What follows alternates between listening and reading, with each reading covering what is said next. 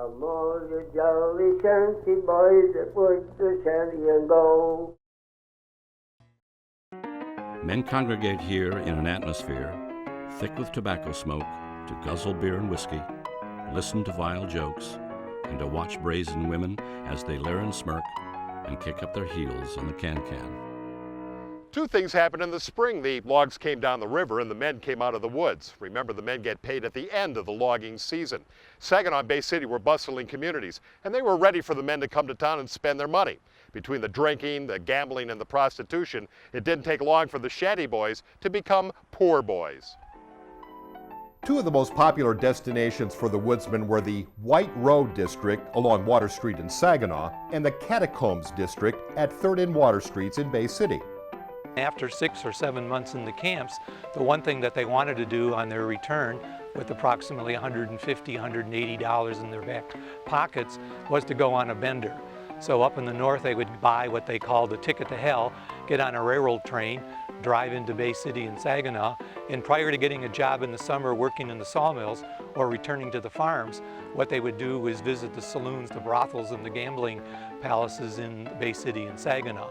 So it tended to be a fairly wild month, especially in April and May in the 1870s and 80s and early 90s. What people don't realize is that Saginaw and Bay City were much more dangerous towns than what we think of as the outlaw towns in the West, like Dodge, Kansas, or Tombstone, Arizona. The murder rate during the lumbering era in Midland or Saginaw and Bay City was 2, 3, 4 times the rate that of Dodge or Tombstone. In 1878, there were 138 saloons in East Saginaw and 66 bars on the city's west side. And according to the 1880 census, the city also had 32 brothels. I think the main reason that prostitution was tolerated throughout the lumber era is because it brought so many shanty boys into town, and with them it brought so much money. In the case of Muskegon, for example, they taxed their brothels and saloons $10 a month. This generally brought in enough money to pay for the entire police force for 1 year in that city. So thus there weren't really that many efforts to rid these towns of that vice. Many brothels could be found in Bay City's Water Street, running from 3rd to Center. It was called Hell's Half Mile, called that because of the temptations it offered: drinking, gambling, and prostitution. The ticket to hell was the infamous ticket that the shanty boys would purchase in the interior prior to getting on the railroad trains to come into town.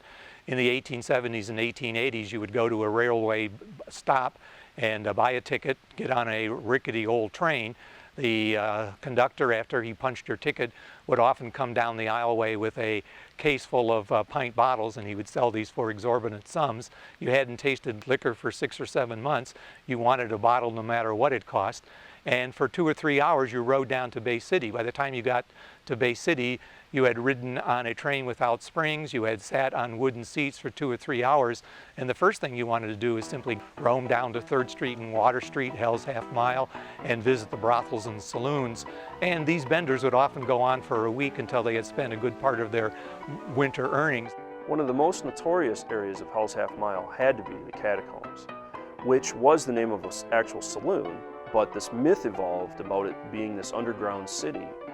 And it was located at the corner of 3rd and Water Streets, where the St. Laurent Brothers building is nowadays.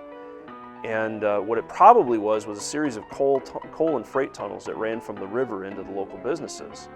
And they were just used because they were out of the way and they were away from the public. During the peak of the lumber era, Bay City had over 180 bars on both sides of the river.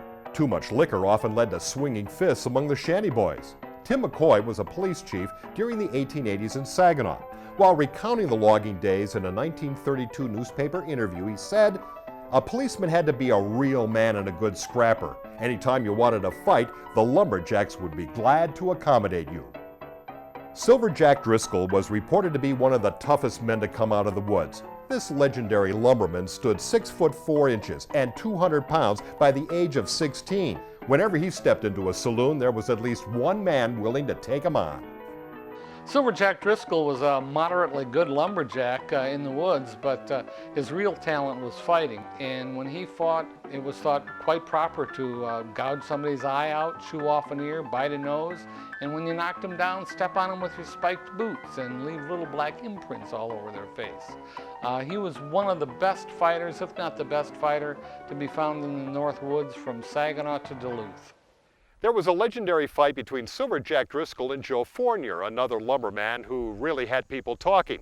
Fournier drank just as hard as he worked and was a tough customer like Driscoll, so it was inevitable the two would come together for a fateful fight at the Red Keg Saloon in Averill, north of Midland. Joe Fournier was a talented lumberjack, but he surpassed himself when he went to town and got drunk. He was one terrible, fearsome brawler who people just hated to cross paths with.